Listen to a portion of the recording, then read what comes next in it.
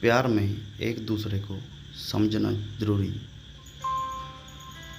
रानी और कर्ण, इनका मानना था कि सबसे अच्छे कपल से पहले अच्छा फ्रेंड होना ज़रूरी है। तभी आप उस रिश्ते की अहमियत को समझ सकते हैं। अगर आप अच्छे फ्रेंड्स नहीं हैं तो आप कभी अच्छे कपल भी नहीं बन सकते। और इनकी इसी सोच की वजह से वो अपने क्लास के ही नहीं बल्कि पूरे स्कूल की सबसे अच्छे कपल थे। इन दोनों के बीच का रिश्ता इतना गहरा था कि कॉलेज का हर कपल इनसे जलन महसूस करता था। लेकिन वहीं पर कुछ लोग इनकी तरह बनना भी चाहते थे और ये दोनों पढ़ाई में भी बहुत अच्छे थे, क्लास और कोचिंग के टॉपर भी थे।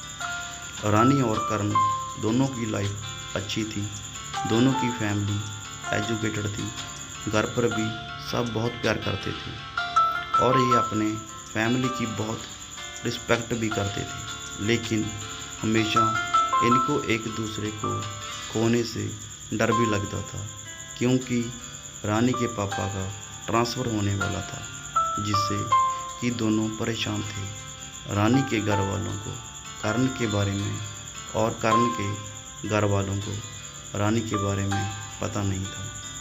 एक दिन जब कर्ण के पापा ऑफिस जा रहे थे, तभी रास्ते में उनका एक्सीडेंट हो गया और कर्ण के घर हॉस्पिटल से फ़ोन आया और वो लोग हॉस्पिटल चले गए। लेकिन उसी दिन रानी के पापा का ट्रांसफ़र हो जाता है और उन्हें अर्जेंट दूसरी जगह ज्वाइन भी करना होता है, जिससे रानी को ये सब कर्ण को बताने का मौका नहीं मिला। और जब वो कॉलेज जाती है तो वहाँ पर कर्ण नहीं होता और जब वो कर्ण के घर जाती है तो वह पर कोई नहीं होता, जिससे कर्ण को वो ये सब नहीं बता पाती। और इन सबसे अनजान कर्ण अब अपने घर और कॉलेज जाता है तो उसे पता चलता है कि रानी के पापा का ट्रांसफ़र हो गया है और कोई नहीं जानता कि कहाँ हुआ, क्या हुआ।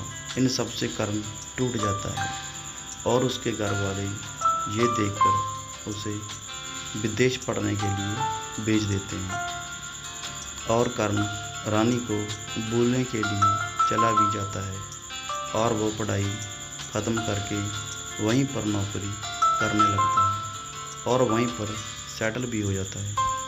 फिर एक दिन उसके घर उसके एक दोस्त के शादी का कार्ड आता है और जब उसके घर वाले उसे ये बताते हैं तब वो आने से साफ इनकार कर देता है। लेकिन बाद में वो अपने फैमिली के रिक्वेस्ट पर चला आता है, क्योंकि 8 साल से घर नहीं आया था।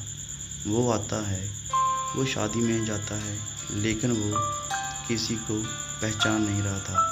तब उसके एक दोस्त ने उसे सबका परिचय कराया और सब एक साथ पार्टी एंजॉय करने लगे।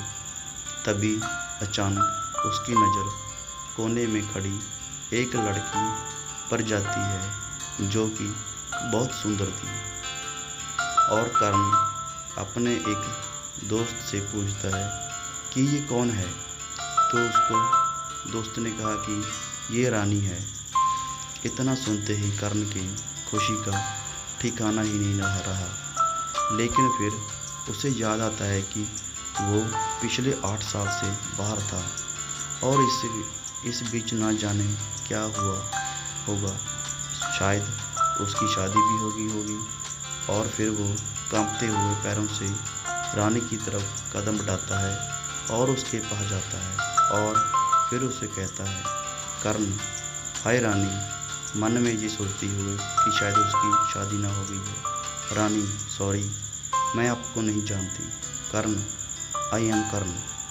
और ये सुनते ही रानी बहुत खुश हुई, लेकिन वो भी एक पल में ही दुखी हो गई, ये सोचकर कि कर्ण तो शादी करके अब तक सेटल हो गया होगा। रानी, हाय, कैसे हो? कर्ण, मैं तो ठीक हूँ, तुम बताओ। रानी, मैं भी ठीक हूँ, तुम यहाँ कैसे?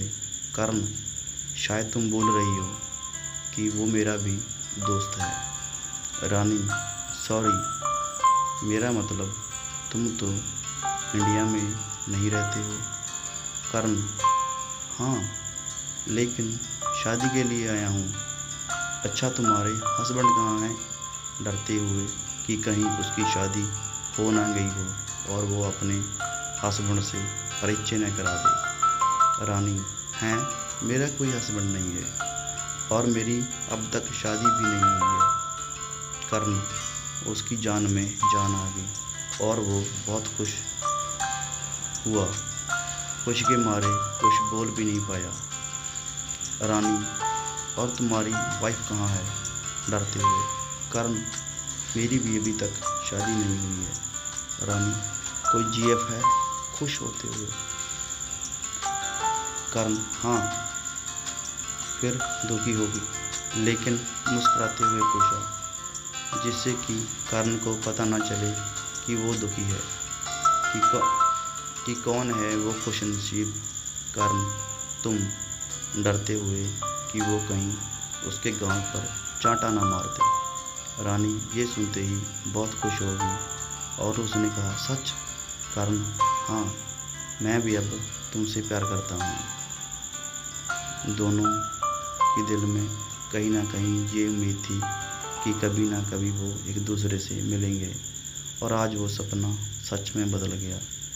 फिर दोनों ने अपने घर वालों को बताया और दोनों के घर वाले इसके लिए राजी हो गए और कर्ण यहीं रहकर जॉब करने लगा और रानी से शादी कर ली और कुछ सालों बाद उसकी एक क्यूट सी बेबी भी हुई जिससे दोनों बहुत प्यार करते थे।